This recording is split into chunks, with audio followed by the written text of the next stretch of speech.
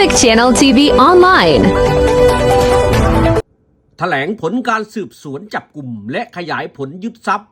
เครือข่ายเว็บการพนันเชอรี่จริงใจเบ็ดตามนโยบายของนายอนุทินชาญวีรกุลนายกรัฐมนตรีได้ยกระดับนโยบายเร่งด่วนในการแก้ไขปัญหาอาชญากรรมทางเทคโนโลยีอาทิเช่น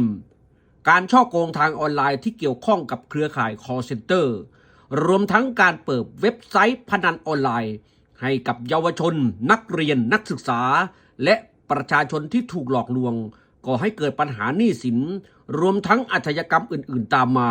ซึ่งอาจจะส่งผลระยะยาวต่อความมั่นคงของประเทศชาติในอนาคต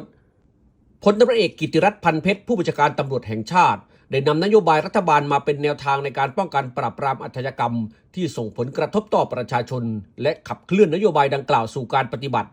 ตำรวจภูธรภาคหนึ่งภายใต้การอำนวยการของพลตำรวจโทวัฒนายี่จีน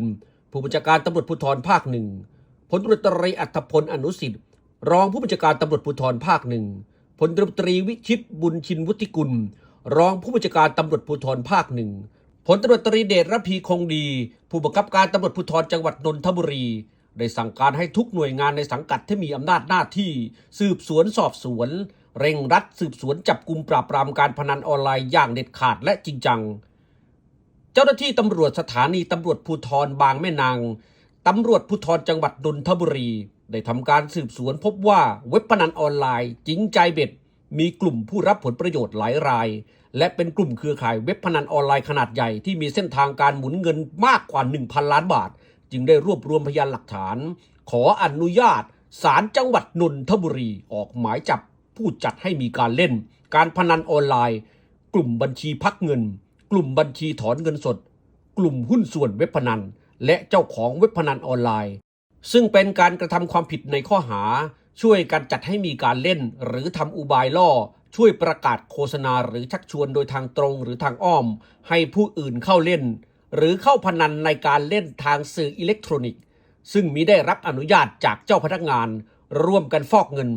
ต่อมาเมื่อวันที่ 4 ตุลาคม พุทธศักราช 2568 ได้ทำการตรวจค้นจำนวน 5 จุดในพื้นที่จังหวัดสมุทรปราการ 1 จุดจังหวัดขอนแก่น 3 จุดและจังหวัดอุบลราชธานี 1 จุด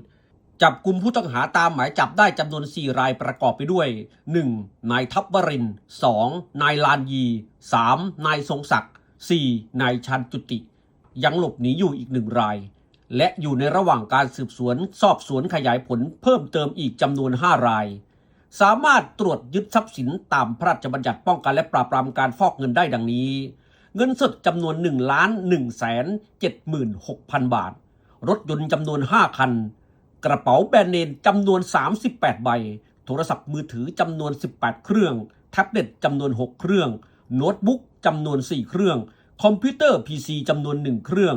สมุดบัญชีเงินฝากจำนวน 28 เล่มบัตร ATM จำนวน 22 ใบรวมมูลค่าทรัพย์สินทั้งหมดมูลค่ากว่า 35 ล้านบาทตำรวจภูธรภาคหนึ่งขอประชาสัมพันธ์ไปยังพี่น้องประชาชนขอให้ช่วยกันหยุดวงจรการพนันออนไลน์โดยหากพบเห็นการกระทำที่เป็นความผิดกฎหมายหรือพบเบาะแสที่เกี่ยวกับการพนันออนไลน์สามารถแจ้งไปยังสายด่วน 191 เพื่อดำเนินการปราบปรามจับกุมดำเนินคดีกับผู้กระทำความผิดเกี่ยวกับการพนันออนไลน์โดยภาพรวมอย่างต่อเนื่องกิตติคุณสารคล่องรายงานสมศักดิ์หิรัญรุ่ง